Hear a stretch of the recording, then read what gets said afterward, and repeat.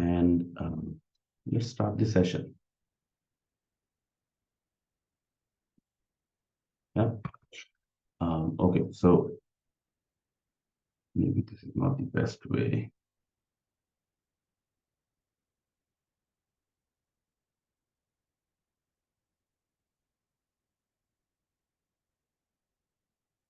All right.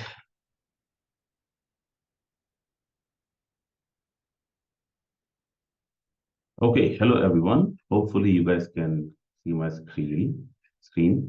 My name is Amit. Yeah, Amit Kumar. I have been in the industry for 18 years, and most of my work has been on, DevOps, um, all kinds of, aspects of DevOps. Is my audio clear for everyone? I got a message that audio is not clear for some person.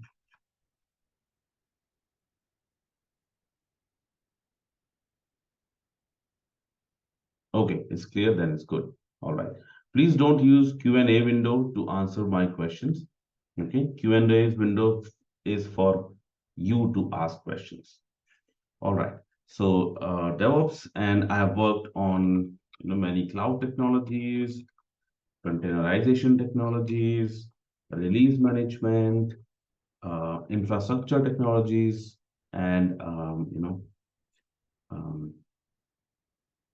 software development technologies. So I have worked in almost all the spaces of DevOps. Today, we are going to talk about Docker, especially Dockerfile, and especially in the Dockerfile, we are going to talk about Docker build. Okay, it's a very small topic, but it's pretty interesting. So we are going to talk about that. Right. Cool. Before this session, we have already covered what is Docker. So we have covered the basics in previous uh, sessions.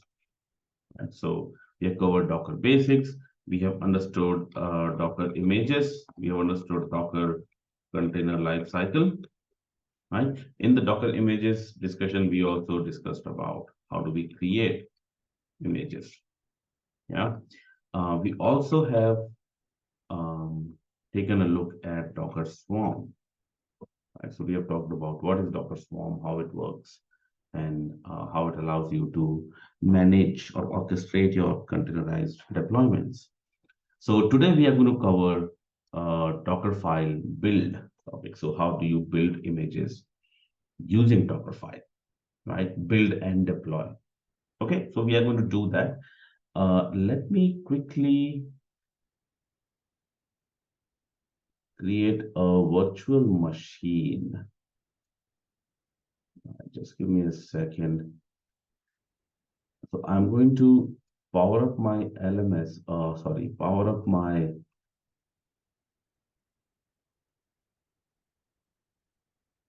AWS account and create a virtual machine just to demonstrate, right? So there has to be a demonstration so that it makes sense to you guys.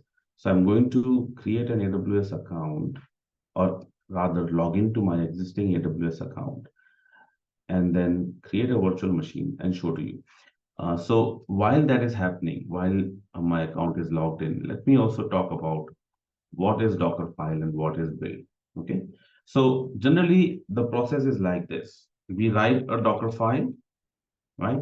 Dockerfile, what is the Dockerfile? Dockerfile contains instructions for creating a Docker image, right? It contains instructions for creating Docker images, right? So you take Dockerfile and you build images from that, right? You get an image. Now, for other people to be able to use your image, what you do is you publish it on a Docker registry, right? Does anybody know an example of a Docker registry? What is Docker registry?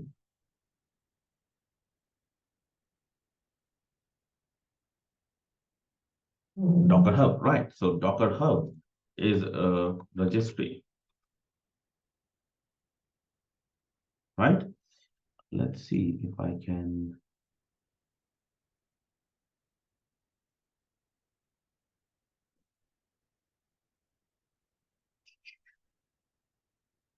It doesn't support Markdown. All right. So a Docker registry is nothing but a service which stores Docker images and allows other people to browse the images and use them in their deployments, right? Docker registry is one of them. There are other registries as well. So there is Amazon Cloud Registry, Google Cloud Registry, um, and there is a registry by Red Hat, which is called Quay. There is a registry by other Docker vendors as well, right? Azure Cloud Registry, yes, as well. So you publish the images there, and then from there, there are users, or I would say consumers, who will pull the images. Consumers pull the image. So pulling means they pull down the image to their local system and then run the deployment, right? So that's what generally happens. Now, when you create an image, right, maybe you want to test the image locally, okay? So to do that, what you have to do is use the Docker file and then create image and then create a container, right? Now, this involves creating an intermediary image and then managing it and things like that. What you can do is rather, you can use something called as Docker Compose, right? We have already talked about Docker Compose I think we talked about it in the last session as well, right? Docker Compose. So what we do is we create a compose file, right? Docker Compose file. And in the Docker Compose file, what Compose is, it allows you to run your containers by defining the values or the environment of the container in in a text file, in a configuration file. Guys, if this is your first session for Docker, then I think you are in the wrong session. Yeah. And that's because we have covered a lot in the previous sessions. I'm not sure if you guys are repeat participants in the webinars, but yeah, I mean, if you are in this session, maybe you should be pre-informed, but the topic is to talk about a specific thing, which is container lifecycle using Docker Compose file. All right, how many of you guys? Okay, there's a question for everyone. Okay, guys, please stop typing your messages. Please respond to my question. Okay, my question is, how many of you guys already know and are comfortable with Docker? Don't type no. I'm looking for yeses.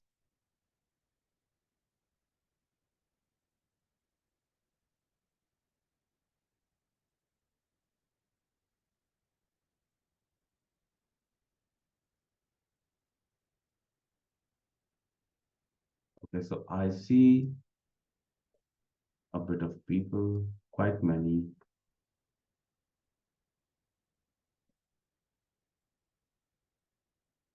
Who are aware. Okay. And most of you guys are basic and beginner. Okay. I specifically said comfortable, right? If you are beginner, you are not comfortable. Okay. How many of you are, you don't know what is Docker, and, or if you know, it's just like bare minimum?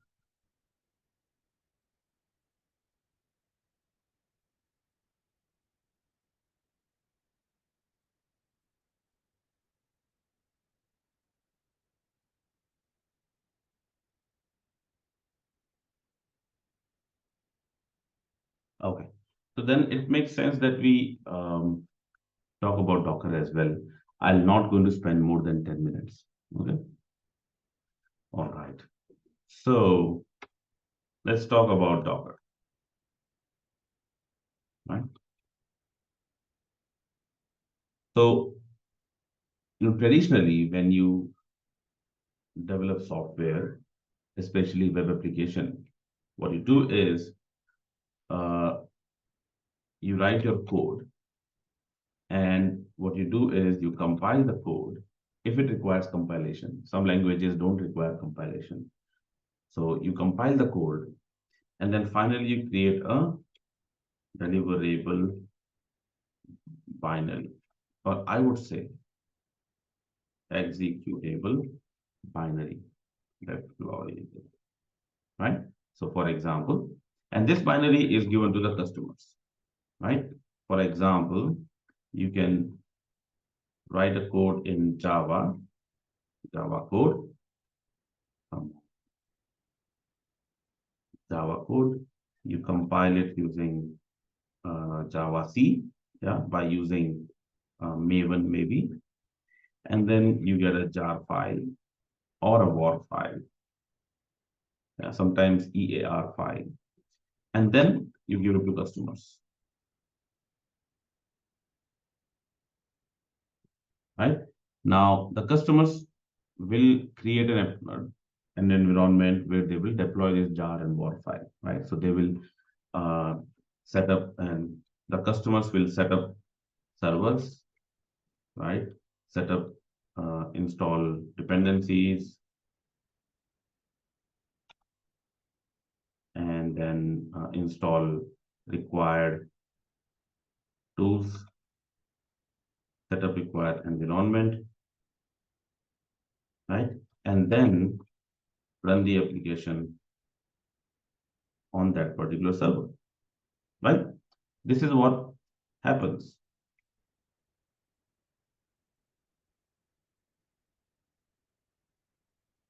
Should be here, right? So for example, in this Java example, it should be install Java,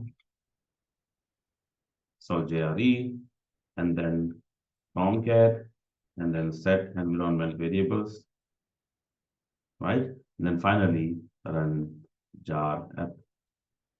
So this is what needs to be done. Now what Docker does is, what it says is, instead of delivering your Java file or your code or your application binary to the customers, what you do is you write a code, you compile it, and create a deployable binary, but then you, what you do is bundle binary along with environment, right? So for example, you can bundle uh, app plus all the dependencies, plus all the tools, all the utilities, all the libraries, all the environment configurations. You bundle everything together to create a single package. Okay. And that is called Docker image. So you create a Docker image which contains this complete package, right? So you take code, you compile it, then you get the binary, and then what you do is you create a Docker image from that binary. And when you do that, the customers can directly take the Docker image and they can completely get rid of setting up the servers. Okay, no setting up the servers because the application itself comes with everything required,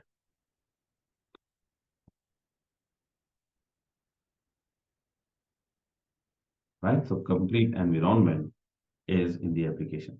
And this is called containerization, right? Docker is a way to containerize an application. And Docker image is the container in which the application lives. Now, what the customers do it, customers will uh, download or I'll say pull Docker image, right? And then based on the Docker image, they run the application. And running the application is known as running containers, right? This is what Docker does. Let me show you an example.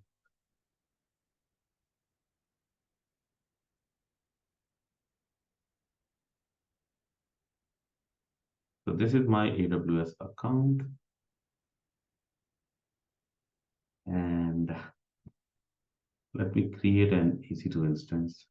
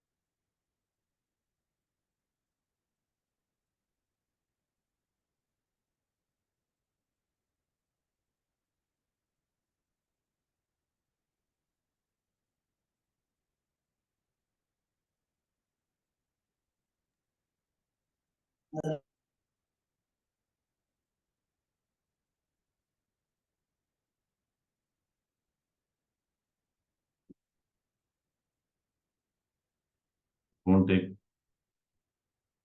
more than a minute.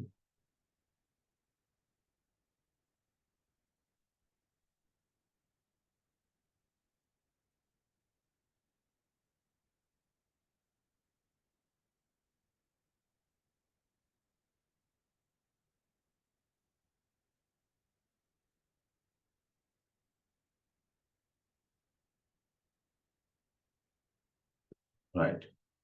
And what I'm going to do is,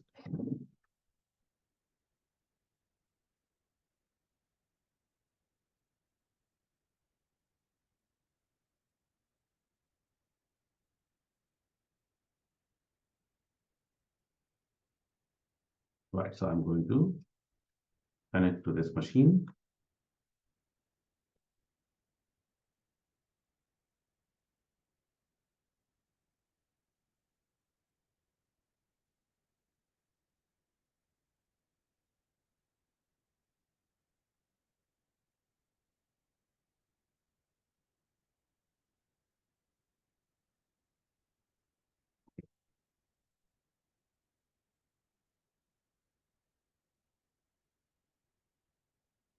All right, so this is my virtual machine. I wanted to install Ubuntu, but in a hurry, I just installed Amazon Linux, which is nothing but CentOS-based Linux, so it is fine. Now I'm going to install Docker on this machine. So I will show you how Docker containers run, right? Before I show you the image creation. So if I just say install Docker Amazon Linux,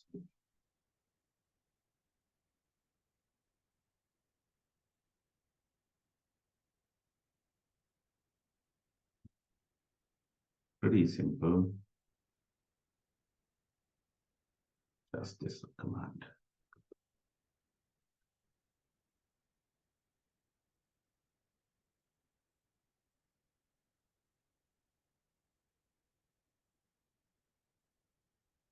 Should be straightforward.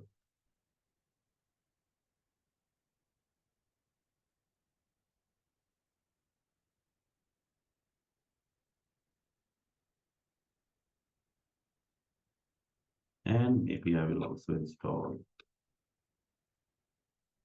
Docker Compose.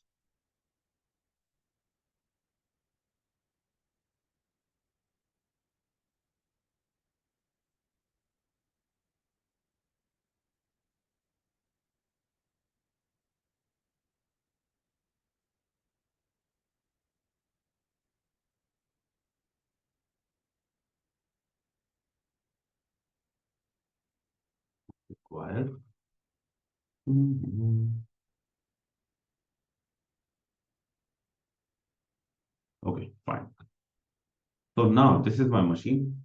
And if I run the command Docker, it gives me some output. So I install Docker and I can now see some output. If I take you to the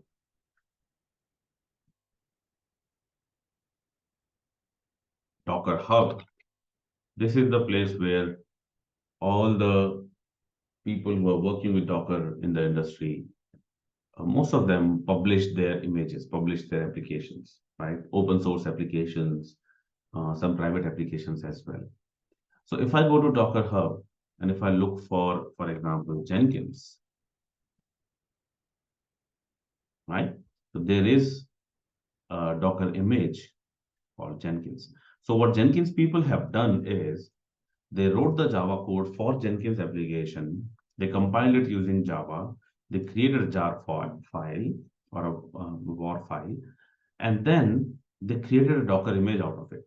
So they compiled the Jenkins application plus JRE, any other utilities that are required, system libraries, environment variables. Everything is bundled together into this particular image, which is Jenkins/Jenkins.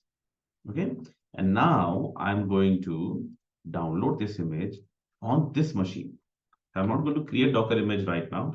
I'll just show you how somebody uses the Docker image. So here it is.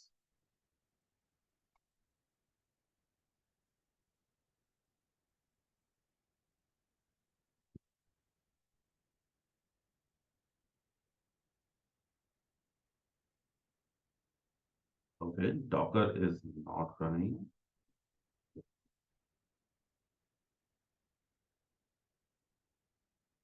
Active, it says running. All right. There is no color output. So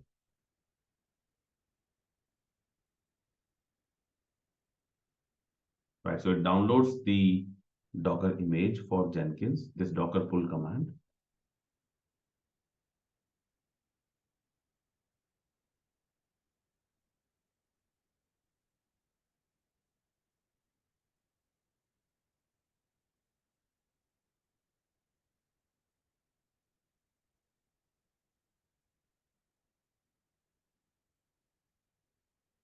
Done. So if I run the command Docker images, I can see that this image is downloaded. And I can simply say Docker run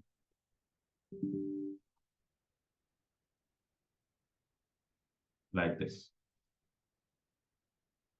right? And it's now running the Docker application,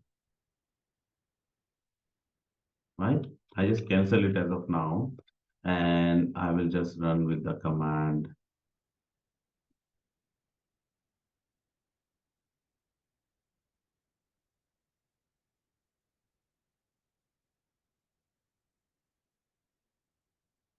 like this. So the container is running, which has the Jenkins application. And if I get the IP address of the public DNS,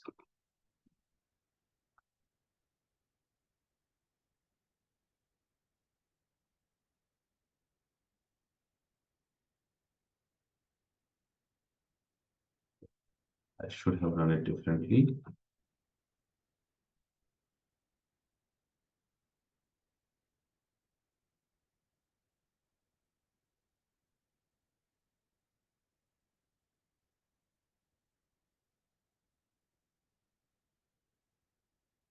Oh, I forgot one thing.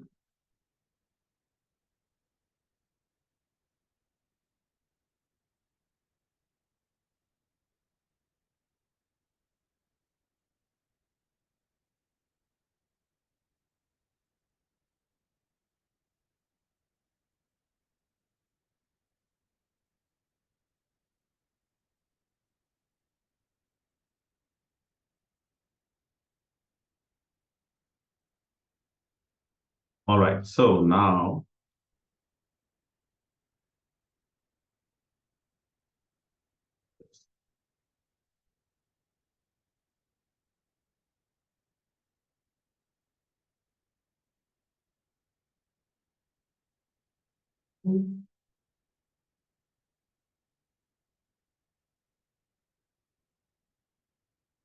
you see here, I started this container, it is running the application, and I see Jenkins is coming up, right? Just by running the container, I can see the application. I didn't need to install Jenkins separately. I didn't need to install anything else. I just needed to install Docker, and then I could run the container.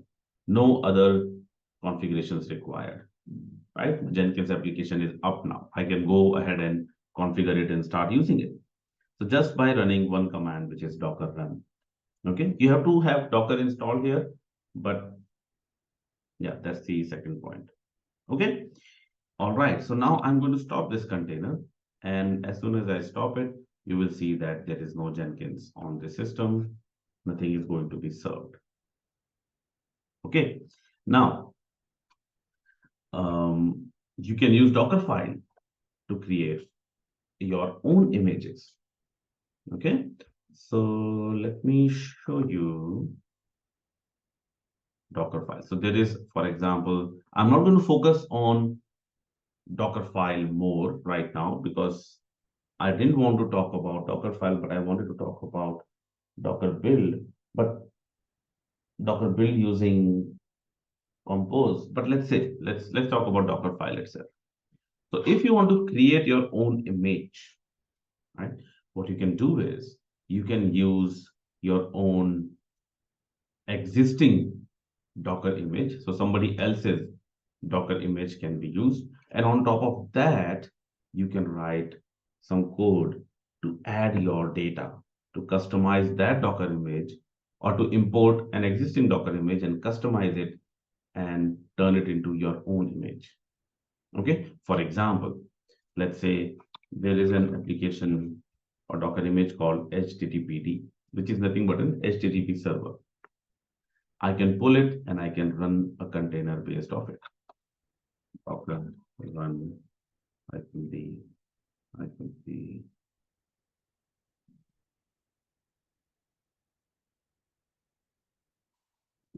So I can say run a container based on HTTPD. Don't worry about these options. I've talked about these in detail, but right now I'm just skimming over everything. So if we get time, I'm going to explain it later.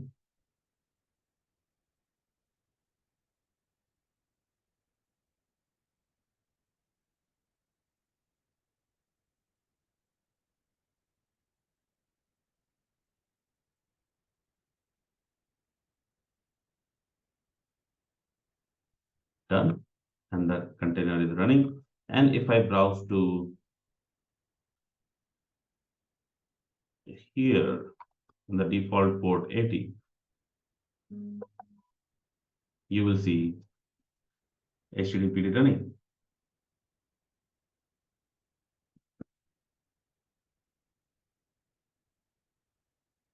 Right? It says it works. Now I can use this image. Right? I can use this image to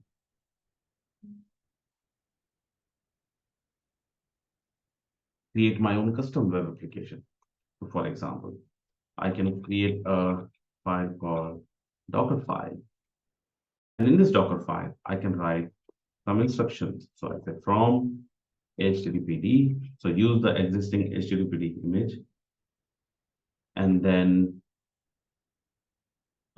I say copy, or I would say echo, come on, echo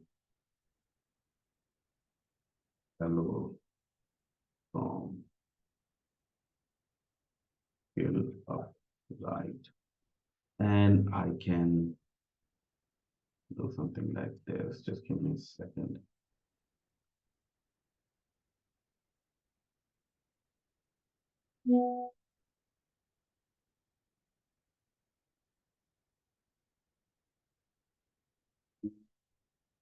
Let me see the path where it is. Okay, this is the path. So I can say,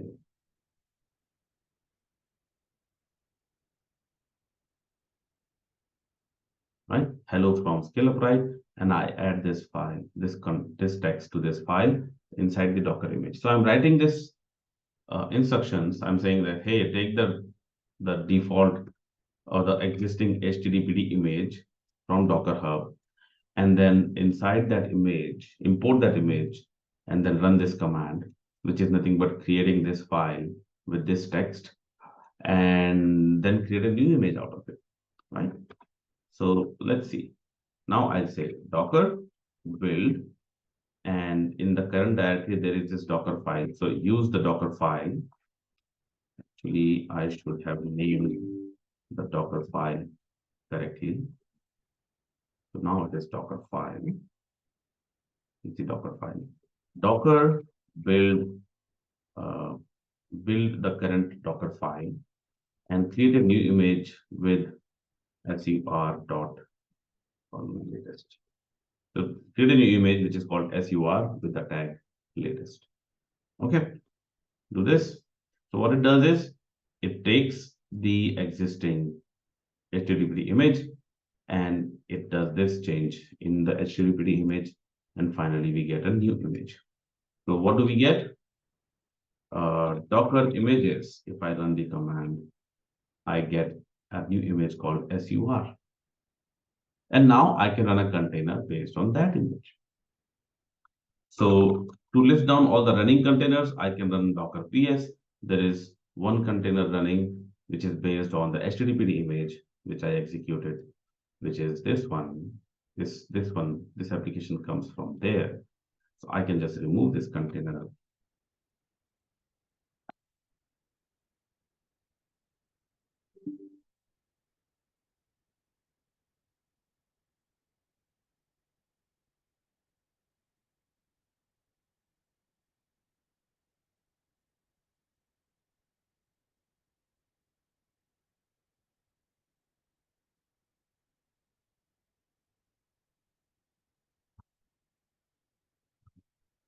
Let's say Docker run based on image sur, and it runs the container. Docker ps command shows me that this container is running. Now, if I check the application on port 80 now, there is application running which says hello from scale up right. Right. So I created a new image which is called sur, and I can use this image in my own use cases or in the use cases for my customers. I can give this image to my customers and they can use it, or I can give it to my testing team. They can use it. I can do whatever I want. Right? And that's what the Docker images talk about.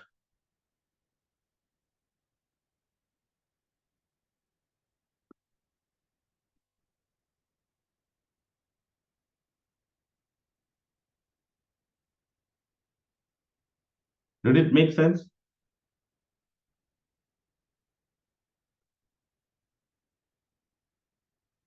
Yeah. So now we can go into detail about how did I write this Docker file,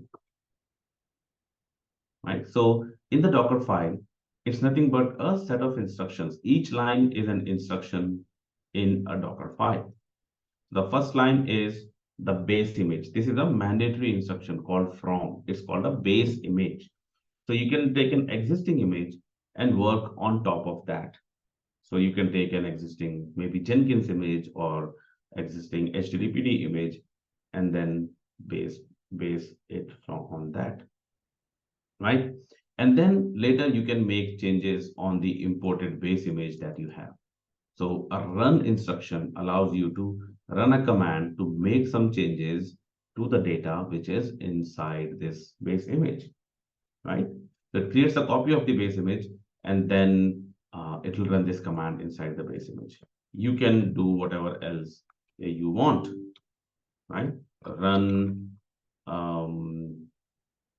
then yum or app install something. You can do whatever you want to do in the imported base image, right? All right. There are other instructions as well. For example, let's go to the details. Docker file reference.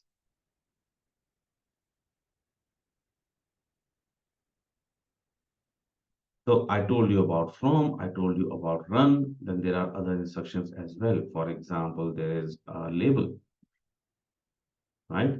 And with the label, you can write some metadata about what is going to be in your image, right? So for example, you can click like this and do like this. So you can say com dot sur dot vendor, and this is value is scale of right? You can do that. You can also say label. There is a maintainer label as well,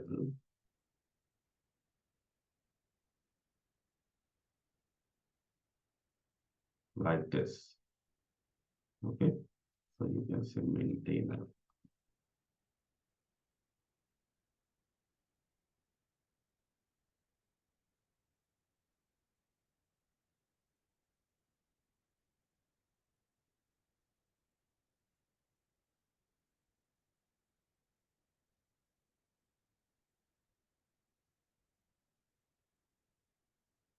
Something like this, and you can say unit add your your label and do a Docker build again. So now it's going to add those configurations as well to your image. Okay, so this is how you can create an image. Now you may want to publish the image to Docker Hub as well. So to do that, it's pretty straightforward. What you need to do is you need to have a Docker Hub account, right? So I have a Docker Hub account, which is called DevOps Experts. I have created it, and I can see all my created Docker images here in my repositories.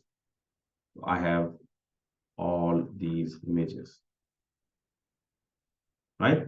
What I'm going to do is I'm going to push this image in my Docker Hub account. So while creating this image, whenever I create an image, I need to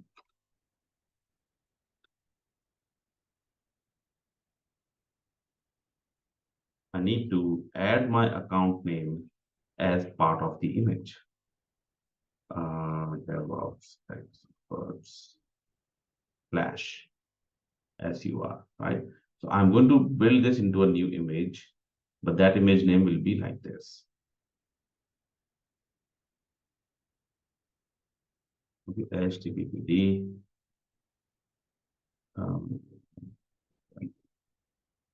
Something like this. So I create this new image, Docker image ls. And you see now I have this image here with this name, right? Now I can log into my Docker Hub account. So I'll say Docker login, and it's going to ask me username passwords. This is my username. I don't know if I remember the password correctly. Right, login is successful. And now I say Docker push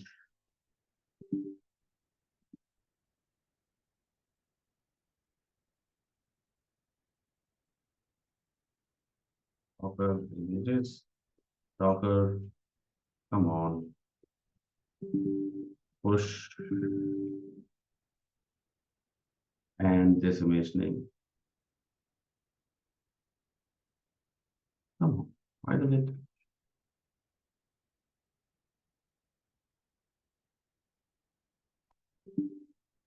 Docker push this golden latest. And this command is going to push this image into my account, right? It is done now. And if I go to my account and I do a quick refresh here,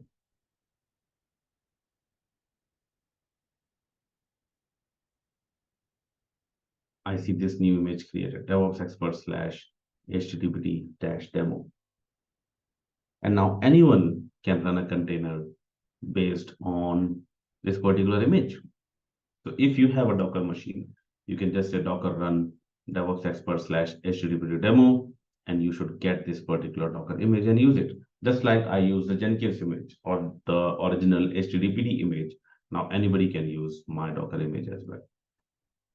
Okay, I can make this private so that nobody else can download this image, but that's a separate discussion. It's called a private image. So only people who have access to it will be able to run this application. Right? So that was one more instruction, labels, maintenance. So now with that label information, you can see here, um,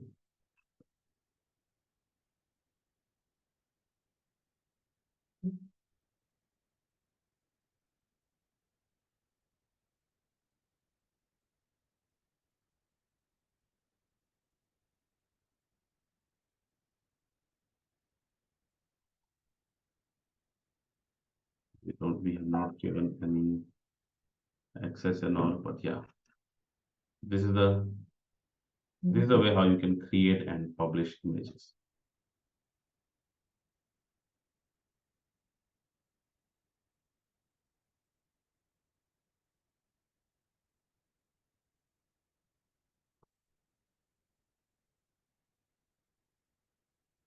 All right. Okay. Time for questions. This is all I wanted to show you. Right. This okay. One more just information. This is made possible using Docker Build X. Okay. So it's called Docker Build Kit. Okay. Um, and BuildX or Build Kit actually performs everything that is required for creating your Docker images. Okay, Docker build it. You don't have to install it separately, but it's installed along with Docker, which allows you to um, create images.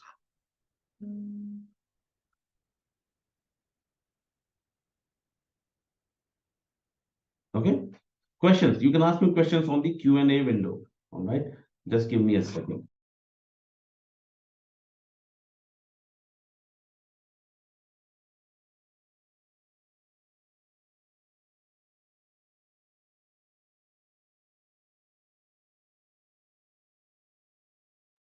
All right, I see some questions.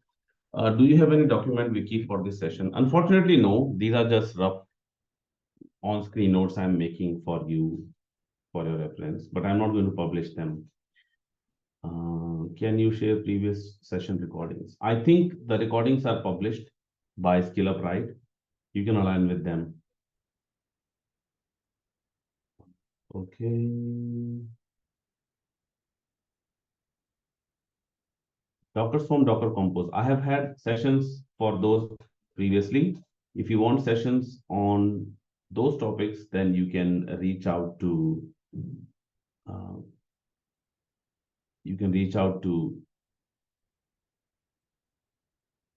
SkillUp, right? And then they can share with you those recordings. I'm not sure what's their policy, but you can reach out to them. How to add existing data in the image? I'm not sure existing data, what do you mean? But if you have some files or something and you want to add it to your image, then you can just say, have an instruction called copy. Okay, so there is an instruction in Dockerfile called copy. You can copy something from your local machine to the new image that you are creating.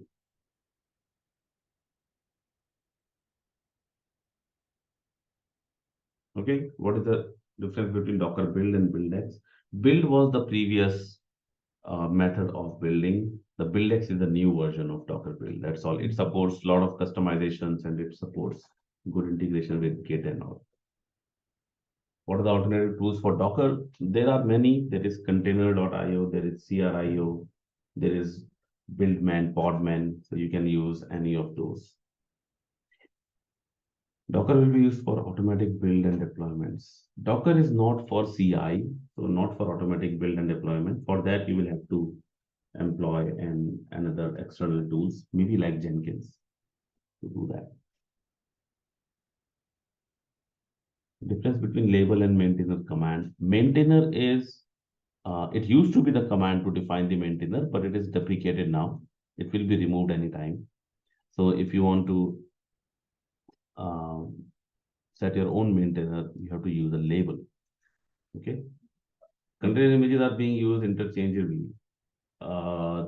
Images are files which contains data, right? So your application and all the dependencies. When you run that particular file, run an application based on that image, that is called a container. So executing instance of an image is a container. So what is the difference between run command and entry point? So run is nothing but an instruction to make some changes in the image. And this run is executed by Docker build or BuildX for making appropriate change in the image, right? So you can run any command. A command, which is CMD, this is the, I would say, first let's talk about entry point. So entry point defines what is the default command that will be executed when the container runs, right? And then there is another thing called CMD, and the CMD becomes the parameters for the default entry point. So whatever you define in CMD becomes the parameter for the entry point. And while running a container, the entry point of the image combined with the CMD becomes the default command that will be executed. While running the container, you can override the command. You can also override entry point as well. But overriding the command is supported by many other higher level tools like Kubernetes or Swarm. What is the main advantage and disadvantage of Docker? I think you can Google it. Advantage is that you can quickly run images without configurations. Disadvantage is that it needs to be explicitly, the images needs to be explicitly created. You cannot just use existing app binaries.